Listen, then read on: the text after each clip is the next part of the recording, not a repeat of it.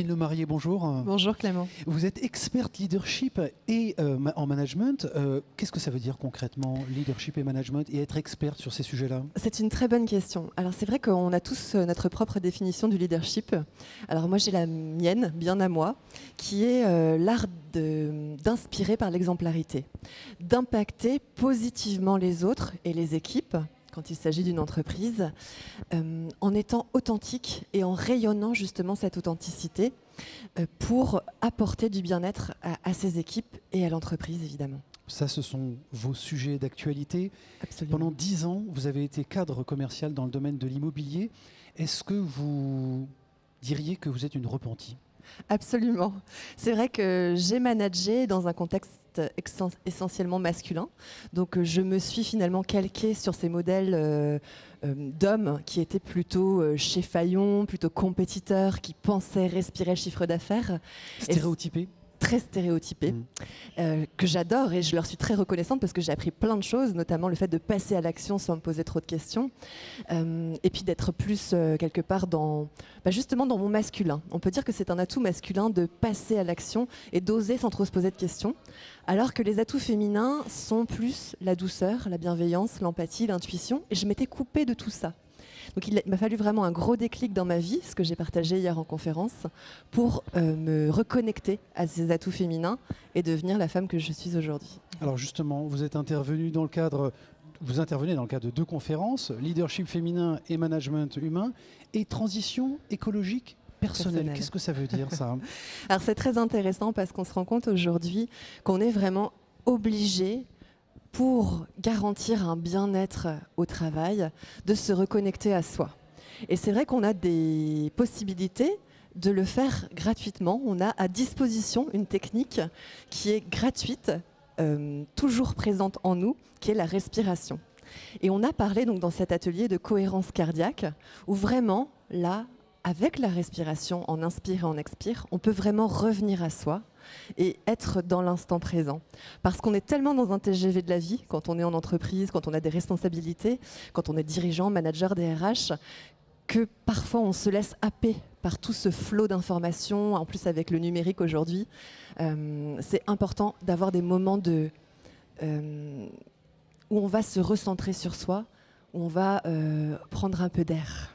Qu'est-ce que font les organisations aujourd'hui, les entreprises, Ludivine Lemarié, pour aider à mieux respirer leurs collaborateurs? Alors c'est ça, aujourd'hui par exemple, comme hier, la Fabrique du Changement inspire toutes ces entreprises à regarder tout ce qui se fait en innovation managériale aujourd'hui pour apporter un changement dans les entreprises.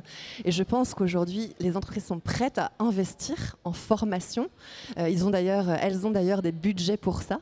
Et puis, il y a moult intervenants qui permettent en fait de s'intéresser à la méditation, à la respiration, au développement personnel, ce qui est ma spécificité. Et je pense qu'aujourd'hui, elles ont compris que si elles veulent avoir des salariés performants, elles doivent vraiment investir en eux. Parce que pour moi, je parle beaucoup d'efficience dans les entreprises, et pour moi, l'efficience aujourd'hui est nécessaire, c'est-à-dire c'est l'équilibre entre le bien-être et l'efficacité au travail. Et là, les dirigeants qui investissent dans cette nouvelle méthode sont des entreprises qui fonctionneront de mieux en mieux.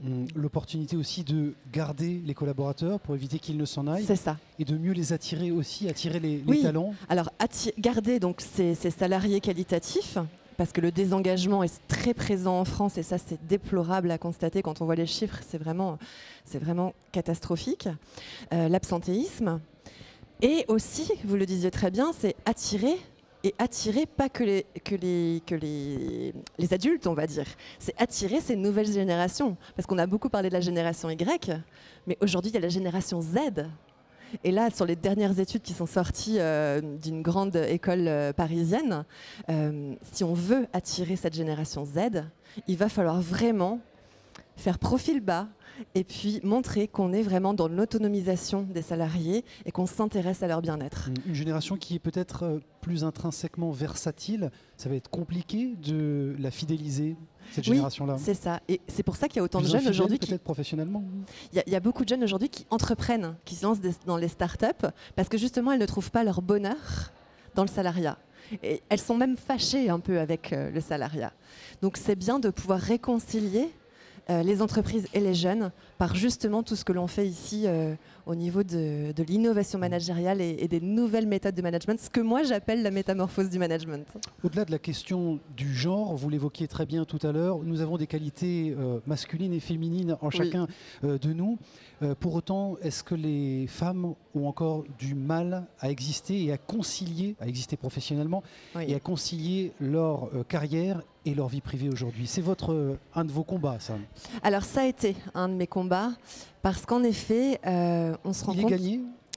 Il est gagné? Il est en train d'être gagné pour moi, parce qu'aujourd'hui, je rencontre de plus en plus d'hommes, managers, dirigeants, qui sont des hommes de cœur. Et on se rend compte qu'en France, on n'a pas forcément laissé la place au départ à ces qualités féminines attribuées aux hommes. Et c'est vrai qu'il y a beaucoup de femmes qui se regroupent en réseau. Donc si le combat était complètement gagné, on ne verrait plus de réseau uniquement féminin. Donc ça veut bien dire qu'il y a encore du travail. Mais je pense en effet qu'aujourd'hui, il faut collaborer, co-créer main dans la main, dans le respect de ces énergies féminines et masculines.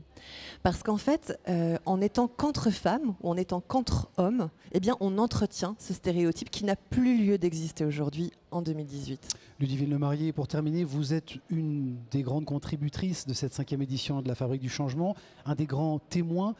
Qu'est-ce que vous en attendez, vous? Avec quoi vous avez envie de repartir?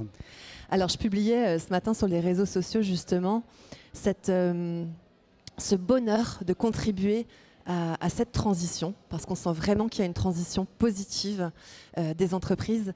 Et quel bonheur vraiment de participer et de voir aujourd'hui tous ces dirigeants qui sont prêts à donner d'eux-mêmes et à donner vraiment du budget pour la transformation positive et efficiente. Alors je vous souhaite une très très belle et 5e édition de la Fabrique du Changement. Merci Ludivine Lemarié. Merci de votre accueil Clément.